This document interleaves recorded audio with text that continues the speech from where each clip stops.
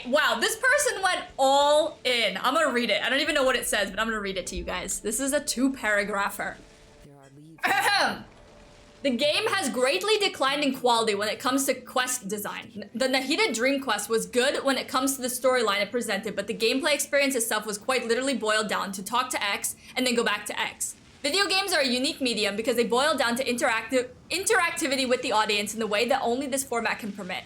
It will be to be explored or combat, and this way this interactivity is reduced from going to point A to point B, and reading in between it shows the lack of experience and player engagement. I believe that this poor quest design is what caused many people to zone out or wish they could just skip cutscenes, because this interactive medium is lacking in the way that it interacts with the player. It is a shame because the story itself is very nice. The writing has definitely improved from the Inazuma quest, and now that they have managed to incorporate a very memorable NPC like Dunyarzad and the Knight of Flowers.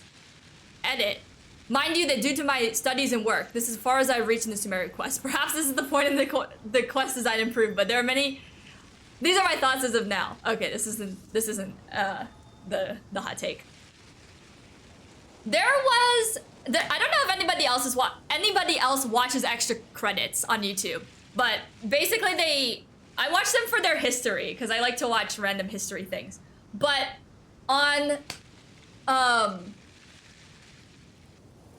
like the whole premise of the channel is that they talk about game design.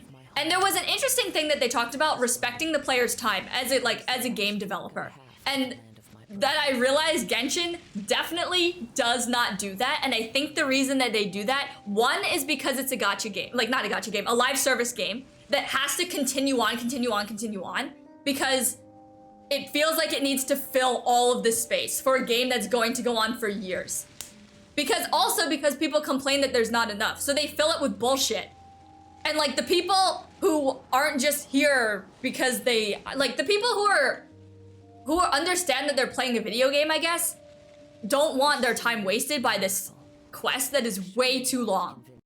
Like the end of the Sumeru Archon quest was way too long, unnecessary, it should not have been there. But the people who are just like grabbing at anything they can get because they need to play the game for longer are going to enjoy that.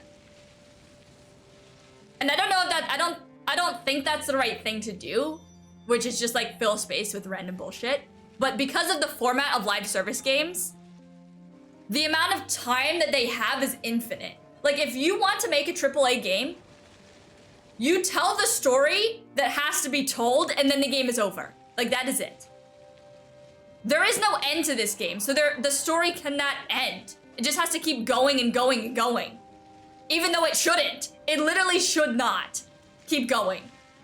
In terms of quest design, a lot of games have been doing this fetch quest thing. So I don't think that's unique to Genshin. But it is annoying. It is annoying because people want more for their money or more for their, I guess, time that they put into the game and want a valuable experience. So they just fill it with fluff. Wherever in this world I roam, even though, carry memories of my home. I don't know, some people eat it up, I guess.